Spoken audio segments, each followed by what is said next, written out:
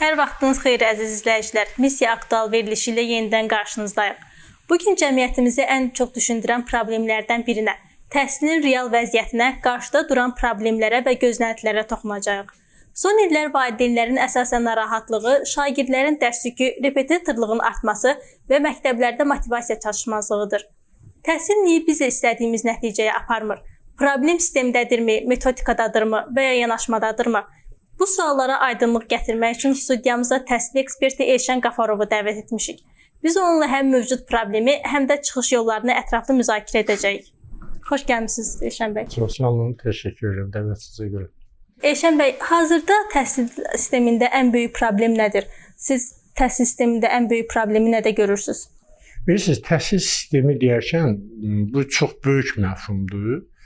Bilirsiniz ki, Azərbaycan Respublikasında təhsilin 5 pilləsi var. Məktəbə qədər təhsil, ümumi təhsil pilləsi, peşə təhsil pilləsi, orta ixtisas pilləsi, ali təhsil pilləsi və bunların hər birinin ümumilikdə təhsilin formalaşdırdığı üçün biz ümumi danışmayacağıq. Mən çox istərdim ki, daha çox biz ümumi təhsil üzərində duraq. Çünki mənim araşdırmalarım da əsasən ümumi təhsillə bağlıdır.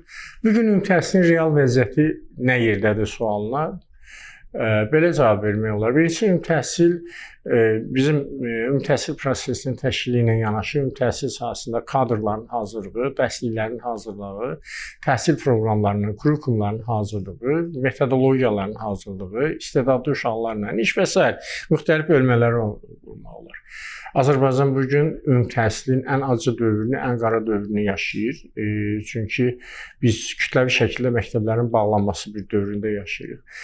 Təhsil 3 il bundan əvvəl əgər Azərbaycanda 4500-ə yaxın məktəb var isə, hal-hazırda bu 4000-ə ulaşıb. Yəni qısa bir müddətdə biz 450-dən artıq məktəbi bağlamışıq, belə deyək. Təkcə bu il ərzində 2025-ci ildə Azərbaycanda 316 məktəb bağlanıb. Bu absurd bir rəqəmdir və bağlanan məktəblərdə əsasən bunlar az komplektli məktəblərdir və əsasən dağlıq, dağətəyi, üzqar yerlərlə bağlıdır. Amma çox təəssüf olsun ki, bu məktəblərin bağlanması fonunda həm orada təhsil alan az saylı şagirdlərin digər məktəblərdə təhsil hüququnun bərpa edilməsi, təhsilin aparılması ilə bağlı işlər düzgün aparılmayıb. Bu məsələnin bir tərəfidir. İkinci bir tərəfi 2022-ci ildən başlayaraq bilirsiniz ki, ümumi təhsil sektorunda müəllimlərin bir də sertifikasiya məsələsi var. Və hal-hazırda 80 minə yaxın müəllim sertifikasiyadan keçib və keçən müəllimlərin hər 8 nəfərdən biri ilə əmək müqaviləsinə xitam verilib. Sertifikasiya prosesinin keçirilməsi fonunda bir sıra ciddi qanun pozuntularına yol verdi. Bu birinci növbədə əmək qanunvericiliyinin tələbləri pozularaq 79-cu maddənin tələblərinə uyğun olaraq ailəsində birinci qrup əlil olan, o cümlədən 18 yaşına qədər əlilliyi müəyyən edilmiş uşaq olan şəxslərlə də və o cümlədən 6 yaşına qədər uşağını təkbaşına böyüdən valideynlərlə də əmək müqaviləsinə xitam verilib, hansı ki, əmək qanunvericiliyi buna imkan və icazə vermir və ümumilikdə baxanda sertifikasiya özü böyük bir mərhələdir. Müəllim peşəkarlığının yoxlanması dünyanın bütün təhsil sistemlərində əsas faktorlardan biridir. Ümumi təhsildə digər ən böyük problemlərdən biri dərslik problemidir və bu məsələ biznesə çevrilib, bu reallıqdır və bugün əgər bu dərsliklərin hazırlanmasına, çap edilməsinə illərlə rəhbərlik edən şəxslər özləri deyirlərsə ki, bugün dərsliklər biz lazım olan səviyyədə hazırlaya bilmirik. Bu artıq etiraf yox, bu məsələdə yəni bacarıqsızlığın belə deyək, boyun alması etirafıdır, belə deyək. Çünki dərslik sıradan bir məsələ deyil və hər il dərsliklərin çapına milyonlarla vəsait pul xərclənir və bu milyonlarla vəsaitin xərclənməsi fonunda Azərbaycanda dərsliklərdə olan real problemləri siz də, mən də, tamaşaçılar da çox yaxşı bilirlər və artıq bu elə bir səviyyəyə çatıb ki, dərsliklərin birbaşa hazırlanmasına, çap edilməsinə məsul olan şəxslər, hətta təhsil institutunun rəhbərliyi belə açıq etiraf edirlər ki, biz dərslikləri düzgün hazırlaya bilmirik və daha sonra təhsil proqramları. Bu da çox ciddi bir faktordur. Təhsil deyək ki, həmin pillə üzrə qəbul edilmiş dövlətin təhsil standartlarına və o cümlədən də kurikulumlara, təhsil proqramlarına uyğun olaraq həyata keçirilir.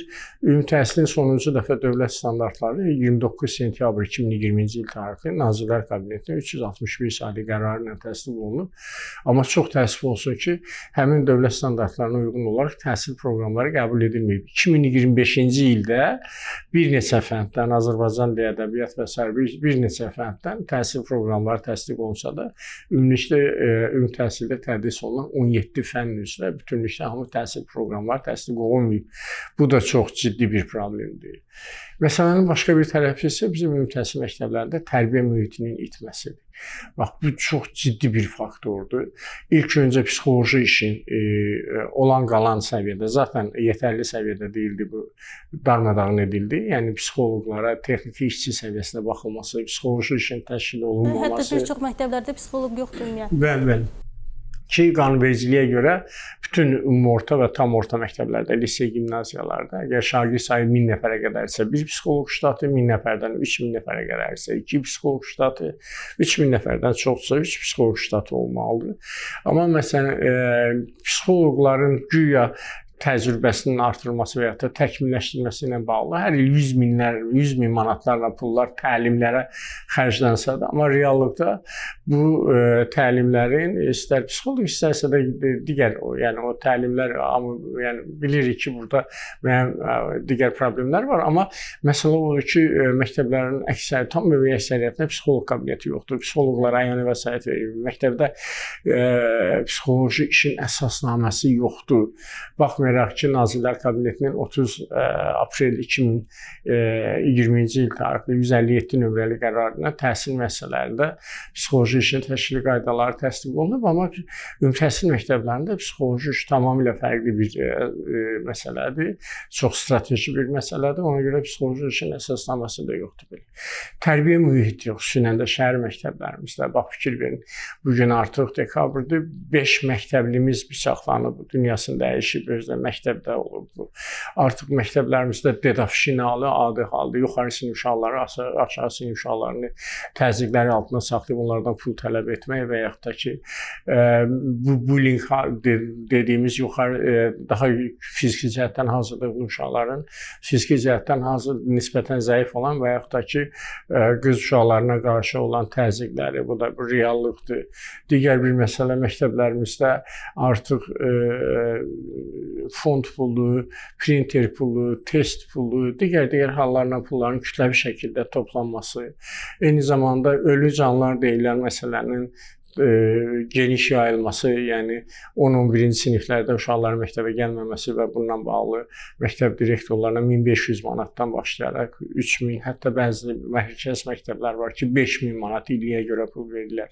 Bu da kütləvi halı və bu da artıq təhsil idarə etmə orqanları da bunu çox gözəl bilirlər. Məsələnin digər bir tərəfi eyni zamanda ayrı-ayrı işçilərin işə gəlməməsi, onların kartlarının məktəb direktorlarında olması, bu da yəni yayılmış faktlardan biridir. Daha sonra isə bizim ən böyük problemlərdən biri məktəb direktorlarının işə qəbul prosesinin konkret olaraq yəni bir biznes layihəyə çevrilməsidir. Təsəvvür edin, 2024-cü ildən imtahanlar keçirilib, müəllimlərin, yəni namizədlərə şəxsi olaraq mesajla göndərilib ki, siz artıq müsabiqənin qalibi olmuşsunuz, amma təyinat olunur və bir də günlərin bir gündə deyirlər ki, biz qaydaları dəyişirik və bu qaydaları dəyişirlər və əvvəllər müsabiqələrdə uğur qazananların heç biri təyinat almır. Yeni qaydalardansa biz sertifikasiya balına görə seçəcəyik. Bu da təhsil sahəsinin bir nömrəli problemi olan təhsili idarə edən şəxslərin təhsil mühiti və təhsil fəlsəfəsinə, təhsillə birbaşa əlaqəli olmamasıdır. Ona görə də çox təəssüf edici haldır ki, bütün bu problemlər bir-birinə zəncir bağlıdır və ümumilikdə təhsil sistemi, yəni bu təkcə təhsildə belə deyil, məktəbə qədərinin də özünə görə problemləri var, peşə təhsilinin özünə görə problemləri var, orta ixtisasının özünə görə problemləri var, ali təhsilinin özünə görə problemləri var və bugün bizə təhsil problemlər bataqlığını xatırladır. Elşən bəy, sertifikasiya mövzusuna toxundunuz. Sizcə müəllimlərin sertifikasiya prosesi təhsil sisteminə nə qazandırdı və yaxud əksinə mənfi təsir göstərdi? Bilirsiniz necədir? Hər bir ölkədə, ümumiyyətlə beynəlxalq səviyyədə təhsilin keyfiyyət səviyyəsini ölçən bir neçə mexanizmlər var. Bu mexanizmlər hansılardır?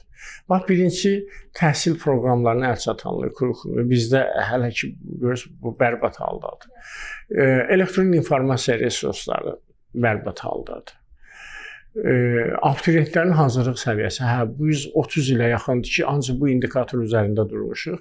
Ona görə repetitorluqda bu qədər çox güclənir. Bax, 90-cı illərin ortalarında məktəb direktorları özləri gəlib valideynlərdən xahiş edirdilər ki, götürün bu uşağı aparın, bir müəllim yanına qoyun, biz yola verərik, hansı ki, daha yaxşı nəticə göstərsin. Çünki illərdir məktəblərin nəticələri abituriyentlərin hazırlıq səviyyəsi ilə ölçülür. Amma sonra bu çox genişlənəndən sonra bu biznesə çevrildi, bəli. Bu kütləviləşdi və artıq dediyimiz kimi deyək ki 1500-dən hətta 3000-ə qədər, bəzi yerlərdə 5000-ə qədər. Baxın, bir çox valideynlər bu rüşvət mexanizmində iştirak etməmək üçün övladlarını özəl məktəblərə verirlər və özəl məktəblərdə bu tələbkarlıq yoxdur. Məsələnin mahiyyəti ondan ibarətdir ki, biz burada ən əsas məsələlərdən biri beynəlxalq keyfiyyət ölçülərindən biri də müəllimlərin pedaqoji və elmi pedaqoji səviyyəsinin müəyyən edilməsidir. Baxın, Azərbaycan müəllimlərinin böyük bir hissəsi orta ixtisaslı müəllimlərdir. Halbuki bu gün təhsil inkişaf etmiş ölkələrdə bakalavr təhsilli şəxsləri müəllim işləməyi buraxmırlar. Çünki fikirləşirlər ki, müəllimlik pedaqoji yox, elmi pedaqoji fəaliyyətdir. Yəni müəllimlik üçün magistr təhsili, yəni deyək ki, elmi pedaqoji təhsil lazımdır. Bu məsələnin bir tərəfi, ikinci bir tərəfi isə biz ümumiyyətlə müəllimlərin sertifikasiyası olmalıdırmı? Müəllim peşəkarlığı yoxlanmalıdır, əlbəttə yoxlanmalıdır. Dünyanın bütün təhsil sistemlərində bu var. Azərbaycan müstəqillik qazandıqdan sonra cəmi bir dəfə, o da 1994-cü ildə formal şəkildə attestasiya keçirilmişdi və təhsilimizin ən böyük problemlərindən biri də sertifikasiya, attestasiya və s. müəllim peşəkarlığının vaxtı-vaxtına yoxlanılmamasıdır. Amma bu proses doğru düzgün olmalıdır, qanunvericiliyə uyğun olaraq aparılmalıdır. Düşünürəm növbəti, artıq birinci sertifikasiya növbəti il 2026-cı ildə başa çatır və düşünürəm növbəti sertifikasiyalarda birinci sertifikasiyada buraxdığımız səhvləri demək ki, aradan qaldıracağıq və sertifikasiya bizə nə verdi? İlkin olaraq müəllim gördü ki, o toxunulmaz deyil və müəllim gördü ki, ölkədə təhsil prosesi uşaqların maraqları üzərindən qurulur. Müəllim peşəkarları yetişdirən kadrdır və ona görə də onun peşəkarlığı bütün digər peşə sahələri içərisində ən yüksək səviyyədə olmalıdır və artıq dediyimiz kimi müəllimi imtahan eləmək olmaz, müəllimi sertifikasiya eləmək olmaz, attestasiya eləmək olmaz. O mifik anlayışlar dağıldı. Düşünürəm ki, növbəti sertifikasiyada müəllimlərin daha çox pedaqoji, psixoloji və metodik bilikləri daha çox yoxlanılacaq. Yəni peşə bilikləri yoxlanılacaq. Bu sertifikasiyanın daha zamanla təkmilləşməsi nəticə etibarilə Azərbaycan təhsilinin inkişafına təkan verəcək. Ümumiyyətlə Elşən bəy, bu gün müəllimlərin metodika hazırlığı qanunedici səviyyədədirmi? Çalışmazlıq nədədir? Baxın, məsələ nədədir? Əvvəla Azərbaycan məktəblərdə metodiki iş yox səviyyəsindədir. Bu onunla bağlıdır ki, bir də o məsələ qayıdıram, təhsili idarə edən şəxslərin funksional vəzifədə işləyən şəxslər təhsillə bağlı olan insanlar deyil. Baxın, bir hissəsi şərabçılıq zavodundan, bir hissəsi ayrı-ayrı şirkətlərdən, bir hissəsi digər bölmələrdən gəlib və təhsillə bağlılıqları yoxdur. Təhsil, metodiki iş ümumi təhsil və məktəbə qədər də təhsilin mayasıdır. Yəni, əgər onun mayası yoxdursa orada, yəni boş bir şeydən danışacağıq.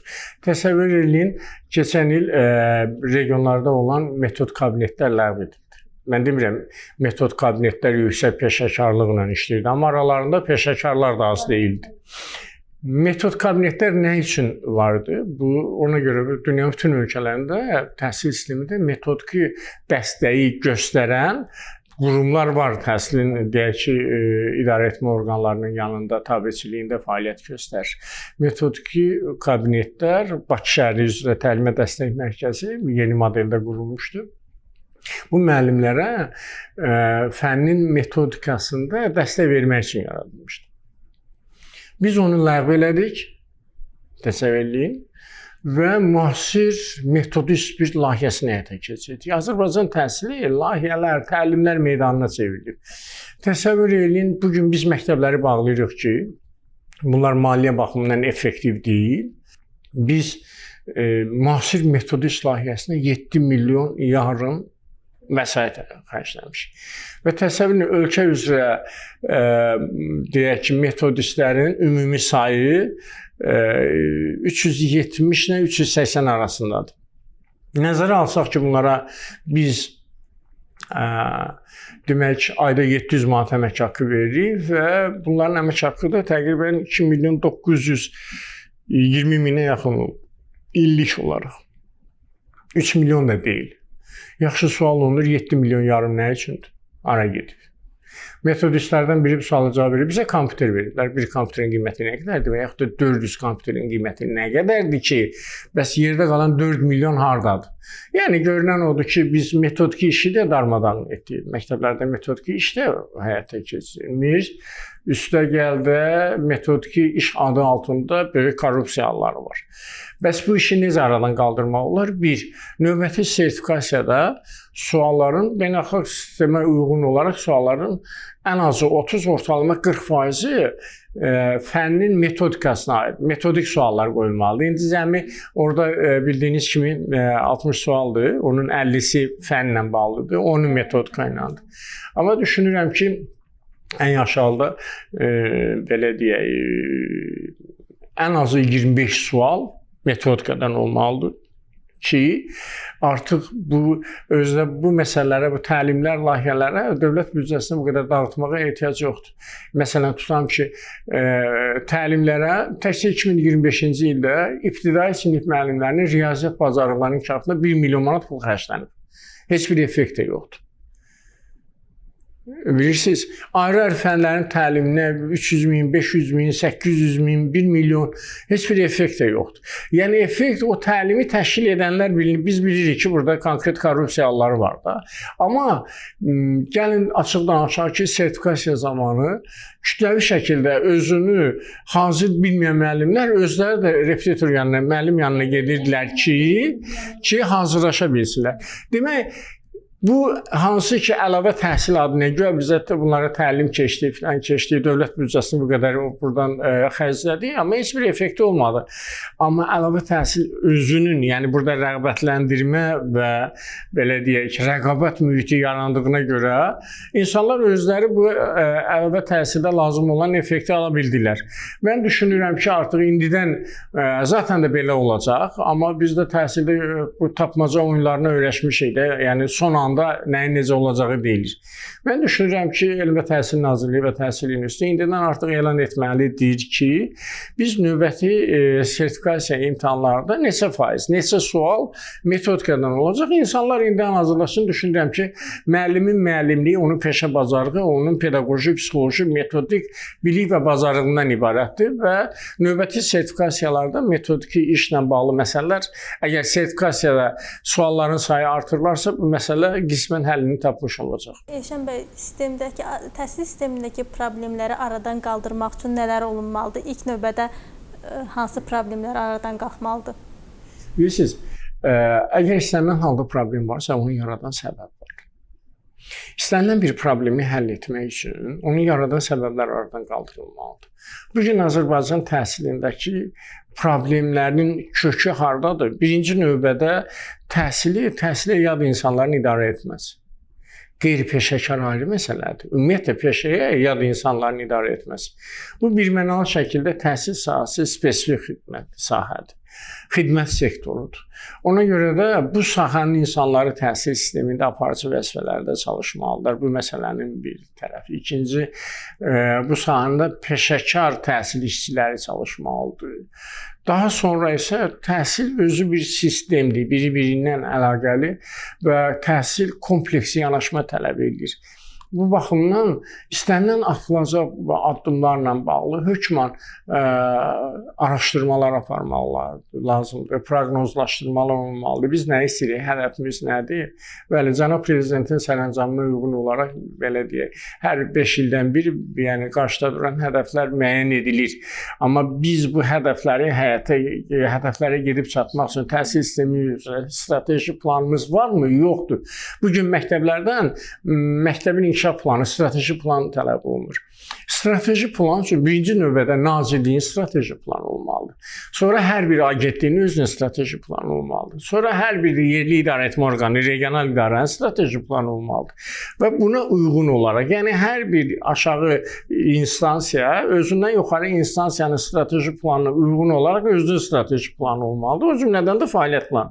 Bunlar olmadan və ondan sonra təhlillər, qərarlar, belə deyək, müzakirələr, bütün bunlar olmadan təhsil sisteminə bir tərəfli yanaşmaq olmaz. Bax, təsəvvür edin.